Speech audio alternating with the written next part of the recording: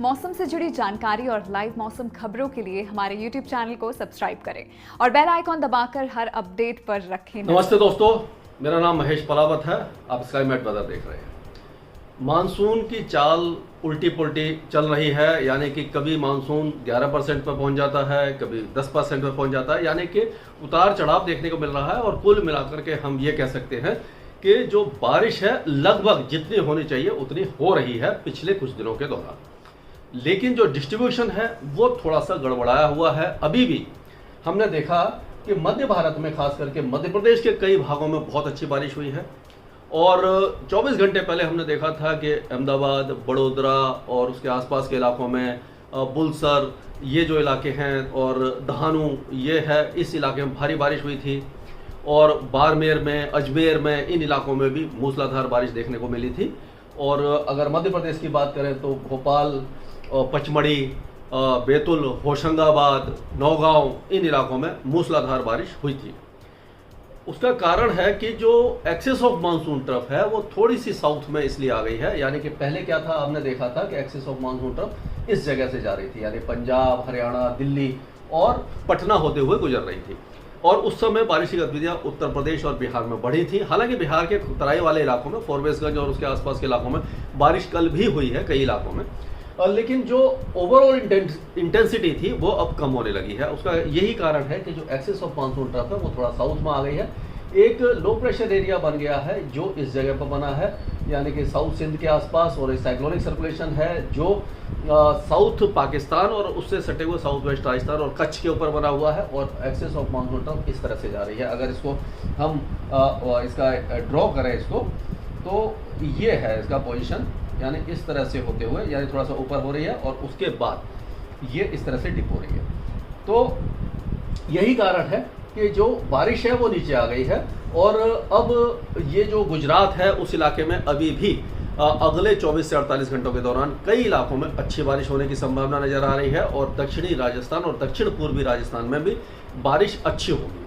और जो प्रभावित होने वाले भाग हैं उसको अगर हम देखें तो इन इलाकों में बारिश होगी। जैसे कि हम आपको दिखाने की कोशिश करता हूं मैं कि जो वेदर सिस्टम है, वेस्टर्न डिस्टर्बेंस है, ये साइक्लोनिक सर्कुलेशन है और ये लो प्रेशर एरिया है। यानी ये साइक्लोनिक सर्कुलेशन थोड़ा सा और शिफ्ट हो जाएगा, यानी पश्चिम दिशा में, और लो प्रेशर एरिया ओमान की तरफ चला जाएगा। लेकिन इस साइक्लोनिक सर्कुलेशन के प्रभाव से आप देखिए कि अरब सागर से नमी वाली हवाओं को ये खींच रहा है और ये बंगाल की खाड़ी से भी नमी वाली हवाएं आ रही है। और एक साइक्लोनिक सर्कुलेशन है, ट्रफ रेखा है, तो इन सब के मिले जुले प्रभाव से ही यहाँ पर, यानी कि पश्चिमी राजस्थान में हम कह सकते हैं कि बाड़मेर, जोधपुर, जैसलमेर, पलौदी, पाली, सिरोही, ये जो इलाके हैं, डूंगरपुर, राजसमंद, ये सारे इलाके अच्छी बारिश देखेंगे। और उसी तरह से कोटा, बूंदी, भीलवाड़ा, झालावाड़, इन इलाकों में भी तेज बारिश होने की संभावना अभी भी बनी हुई है। और गुजरात के कई इलाके, खास करके जो कच्छ का इलाका है ये, और पूर्वी राजस्थान, पूर्वी गुजरात, इन इलाकों में बारिश की गतिविधियां काफ़ी अच्छी रहेंगी। और ये अगले 2 दिनों के दौरान जारी रहेगी। और काफ़ी दिनों के बाद, यानी बीच में हमने देखा था कि गुजरात में बारिश कम हो गई थी, अब फिर से बढ़ने लगी है। तो ये मानसून की ट्रफ का ही खेल है कि जब मानसून की ट्रफ नीचे की तरफ आ जाती है तो बारिश बढ़ जाती है मध्य भारत में, और जब ये ऊपर की तरफ जाएगी, जो हमें उम्मीद है कि 27 तारीख से ये शिफ्ट होना शुरू हो जाएगी, नॉर्थ की तरफ शिफ्ट होना शुरू हो जाएगी। और उस समय बारिश की गतिविधियाँ पंजाब, हरियाणा, दिल्ली, उत्तर प्रदेश, बिहार, झारखंड और पश्चिम बंगाल, इन सारे इलाकों में 27 तारीख से बढ़ना शुरू हो जाएंगे। और 28, 29, 30 तारीख को मूसलाधार बारिश इस इलाके में हो सकती है। यानी कि मानसून एक बार फिर उत्तर भारत में एक्टिव हो सकता है। ये वेस्टर्न डिस्टर्बेंस थोड़ा सा कमजोर है, तो जम्मू कश्मीर, गिलगित बाल्टिस्तान, मुजफ्फराबाद, हिमाचल और उत्तराखंड, इन इलाकों में अभी भी मॉडरेट शावर्स के साथ 1-2 अच्छे स्पेल हो सकते हैं। लद्दाख में बारिश की गतिविधियां थोड़ी सी कम रहेंगी। यानी कि उत्तर भारत में आप कहेंगे कि ये पंजाब, हरियाणा, दिल्ली और उत्तर प्रदेश और उत्तरी राजस्थान में अभी फिलहाल जो वेदर एक्टिविटी है अगले 2-3 दिनों के दौरान, यानी 2 दिनों के दौरान कम से कम कमजोर रहेगी, यानी पैची रेन रहेगी। किसी इलाके में बारिश हो गई, कहीं नहीं हुई, तो ये डिस्ट्रीब्यूशन इस समय बना रहेगा। और जब एक्सेस ऑफ मानसून ट्रफ, ये जो एक्सेस ऑफ मानसून ट्रफ है, ये वाली, तो ये जब इस तरह से ऊपर की तरफ आना शुरू हो जाएगी, गंगा के मैदानी क्षेत्रों के ऊपर से निकलेगी इस तरह से, तो यहाँ पर बारिश की गतिविधियाँ बढ़ जाएगी। ये 28 तारीख से होगा, 27 तारीख से शुरुआत हो जाएगी, 28 में काफ़ी ज़्यादा अच्छी बारिश होगी। तो पंजाब, हरियाणा और उत्तर प्रदेश के पूरे इलाके, यानी ज़्यादातर इलाके, बिहार और झारखंड के भी बहुत सारे इलाके और पश्चिम बंगाल में भी बारिश की गतिविधियाँ बढ़ने वाली है। और जो भी डेफिसिट है यानी कि पैसे अभी जो पिछले कुछ दिनों में बारिश हुई है उससे उत्तर प्रदेश बिहार जो सबसे ज़्यादा डेफिसिट थे यानी कि कमज़ोर बने हुए थे मानसून में, उनमें थोड़ा सा सुधार हुआ है, लेकिन अब और ज़्यादा सुधार की संभावना दिखाई दे रही है। पूर्वी भारत की बात करें तो पश्चिम बंगाल और उड़ीसा में क्योंकि ट्रफ रेखा जा रही है तो उड़ीसा में बारिश की गतिविधियां लगातार जारी रहेंगी और अच्छी बारिश होगी और कई इलाकों में तेज बारिश होगी।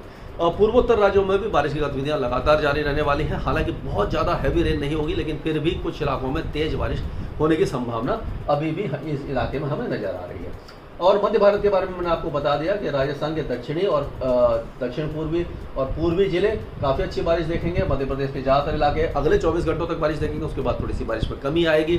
छत्तीसगढ़ में बारिश की गतिविधियां लगातार जारी रहने वाली हैं। विदर्भ और तेलंगाना के कुछ भागों में बारिश रहेगी।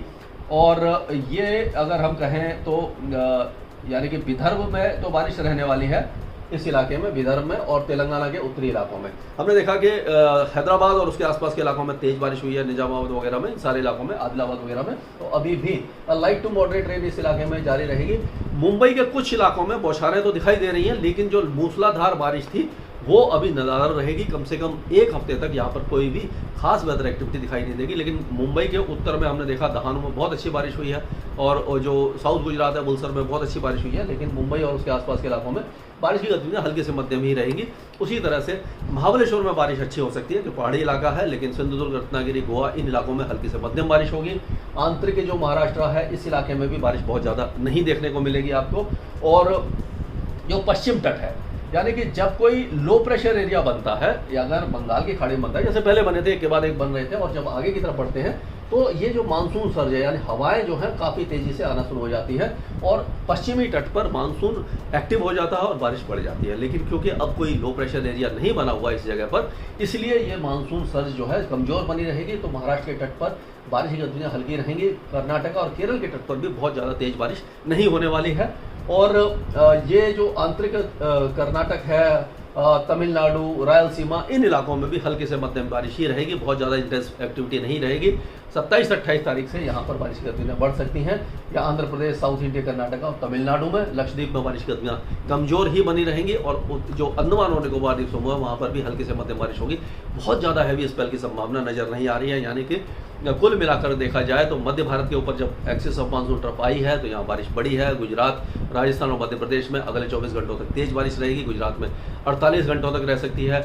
और फिर राजस्थान से होती हुई बारिश की गतिविधियाँ उत्तर भारत की तरफ आ जाएंगी और उत्तर भारत को एक बार फिर एक्टिव मानसून कंडीशन देखने को मिलेगी, जो अगस्त के पहले सप्ताह में भी जारी रह सकती है। इसके आगे जो भी अपडेट होगा मैं आपको आगे अपडेट दूंगा। स्काईमेट वेदर में अभी के लिए इतना ही।